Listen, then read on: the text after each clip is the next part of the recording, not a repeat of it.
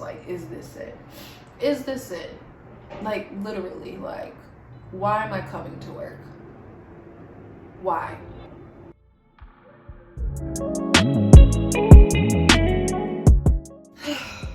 Almost flashed, y'all. So, hello there. Welcome to my corner of the earth. This feels super weird. I never thought I'd be sitting here trying to make a damn YouTube video. Period. Literally. I used to detest this, but growth, one, and two, I think it's about time. So why am I here? Why am I making a YouTube? Is the question. Well, this tea's hot as hell. I'll just email Lollipop in the meantime. Hey y'all. So this is Editing Felicia. And I just realized I forgot to introduce my whole self. My whole self. So my name is Felicia. It's not Felicia. It's Felicia. And yeah, this is me. I'm her. This is the name. So yeah, I'm just gonna insert this clip right here so y'all know what the government is, because y'all gonna be out here calling me whatever y'all like. So we could, I guess, time travel back and I could give you some level of understanding as to why the hell I'm here. I work in New York City. I went to school for fashion, ended up working in luxury fashion, ended up feeling super unfulfilled. So yeah. How does that bring me here? Well, it doesn't. I don't even know where to really start. So, fast forward to pandemic times. I was working at a new job that I had gotten in fall of 2019. Super cool job, elevated swimwear brand, and it was just super cool. Like, was an e-commerce manager of sorts. I was working with the influencer brand and then the contemporary swim brand. So that was a really interesting time in my life. I thought I was on the right path. I had just left my first job after college. So I spent about 3 to 4 years there, and then I left and ventured out into a different company just to get some experience. So, you know, I'm living my life, doing the thing, super proud of me. Got a nice little raise, and I'm living in New York, have a super cute apartment. I'm just like out here flourishing. And I'm taking the time to adjust, of course, to really learn about myself in this new role and kind of just plan out what it is. Like, the first time you're not broke, or you're not like struggling and you could actually pay your bills, put them on auto pay, and kind of just live your life, buy what you want, and go where you want at your leisure. It was pretty nice, I'm not gonna lie. But for some reason, like, it was not doing it for me. I was just like, is this it? Is this it? Like, literally, like, why am I coming to work? Why? So I was kind of going through that emotional phase of trying to figure out why I was there. And this was probably 3-4 months into the role. And there was definitely a learning curve coming from one level to another, getting a promotion. I feel like that always happens, but it just did not fulfill me. And then I kind of started on this journey as to like, am I really on the right path? I started to ask a lot of questions about just what it is that I wanted in the long term. And I felt like I was not in the right place. So around the springtime, I ended up having to take a leave of absence due to some family issues. And during that time, I really reflected a lot on purpose and just how short life is. So just taking the space to do that and really holding the space. And you know, I had been in therapy for probably around 4 to 5 years at that time, and I had a new therapist, so she was definitely a tool in me really questioning myself and reflecting in this way. So I spent so much time just like asking myself these questions, and during this leave of absence, like, I was just like, I don't think I want to go back. The money's nice, but I don't think I want to go back.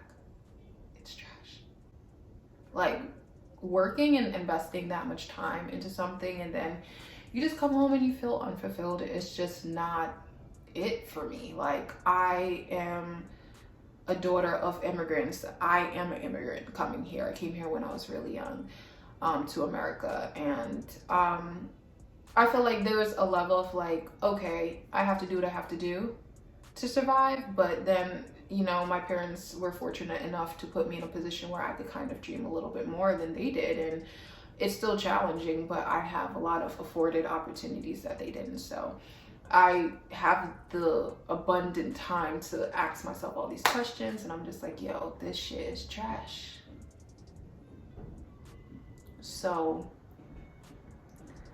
that's kind of where this roller coaster started. I started spiraling and kind of just going at it like, what the hell am I here for in this world? Like, what am I good at? And I've had a lot of conversations with my best friends about purpose. And one of my best friends, she just finished her master's program. Actually, two of them, they both finished their master's program, and they were just in this field and really exhausted from their job, but really rewarded. So I kind of started to think about what it is that looked like for me, and I decided to resign from my job and just take the time over the summer to decide what it is that I wanted to do. So all this time, my therapist was amazing. I can tell you, get you a woman of color therapist. Like, I was in therapy for 4 years with non-woman of color, white woman, and it was cool. Like, I showed up, I did the work, I did most of the work, you know, as I should, but at the same time, like, I just was not getting the progress that I had hoped for in that space of my life, and I just did not feel like it was benefiting me. And plus, I was paying out of pocket, mind you. So I was real sad when I felt like my life was not growing exponentially. So there was that. What else? My therapist just helped reframe a lot of things. Like, I was really being hard on myself about this whole transition, and she really helped to reassure me of the path that I was taking, and just validating my emotions. So I'm just so grateful to have had that during this whole entire process, because I don't think I would have been able to kind of get to this point that I'm at without her, and just without the support of like my beautiful friends and things of that nature. So I go off on tangents if you haven't already noticed, so bear with me. So over the summer, I took some time, figured out what it is that I wanted to do, ended up applying for MSW program, which is a Master's of Social Work. And it just really resonated with my soul, because I've always been that person. I've always wanted to see people win, and I've always had a really big interest in, I guess, social justice and just anything that really pertains to Black or brown women, or systematic oppression. Like, I was that person in college that was watching all those really sad Netflix documentaries about injustice. Like, I think there was a documentary called like Blue Whale, Black Whale, about oppression of whales. I was kindly watching that.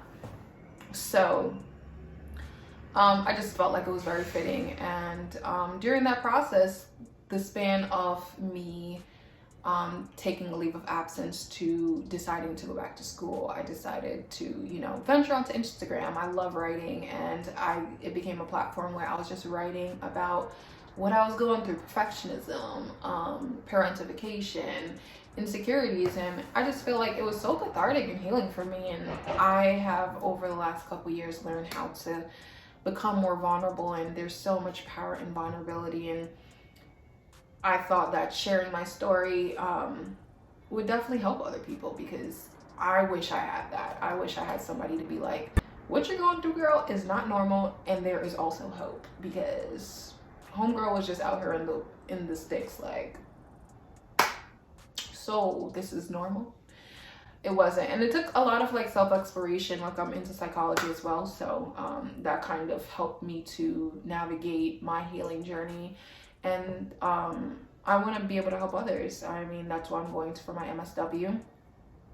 And that's why I'm kind of here creating this channel. It's a little awkward, honestly, but I just feel like it's something that I need to do because I know I'm not the only one with a story, and I know that by sharing my story, it will only help to inform a younger version of myself or other women in the Black and brown community, because we often sit in silence, and silence breeds complacency. And if we're not able to heal and talk about these things, whether it be online and having that safe space or with our friends, because the truth is not everybody has good friends. I had trash friends for years, I say. So just being able to kind of have me as a support, or have my story as a reference, and everyone's healing journey is very, very, very different. What I did might not work. Like, some people hate journaling. I love putting my thoughts on paper because it just gets it out of my mind and onto paper, and just alleviates a lot of stress for me. Or I love me some tea. And some people hate tea. They think it's like just flavored water, which it is, but it's great. It's warm. Feels like a liquid weighted blanket. It tastes so good. So yeah, that's why I'm here. This journey is very undefined for me. It's somewhat experimental, and what will it turn into? I have no clue, y'all. None. Zero. Even my page, Agency by Fellisia, my purpose there is to kind of just inform, talk about my experiences, give you younger versions of myself and Black women in different spaces. The space to say, hey, like, I went through that, and also just have something to resonate with. You know, I think the healing space is very new for us. The healing and wellness area is an area that we could definitely blossom in, and I'm challenging myself. I hope it was not too disorganized for you to follow, because my brain is literally like a spider web. It's just like areas, complexities, layers, and sometimes it's hard to follow. I'm not even gonna lie. I have a lot of thoughts. So I'm super big on Black businesses, so I will definitely want to be showing up for those businesses on my platform as well in the wellness space, because we got enough L'Oreal, Revlons, and all the brands that are our target, but our good sisters are out here creating good products, and we need space for that. We definitely need space for that. So I feel like those are some things that are important to me. The social work, the healing and wellness area, and definitely Black and brown businesses, because, like, honey, we've been doing it and getting copied and not paid. So I don't want to be a part of that. Not to say I won't partner with non-Black brands, but my focus is Black and brown people. So thank you so much for watching. If I'm your vibe and we on a wavelength, definitely feel free to share this video. I can't believe I'm about to say like, comment, subscribe, but if you want to do that, it definitely would be bomb, because I need your loves and support, and I hope that a community comes out of this, and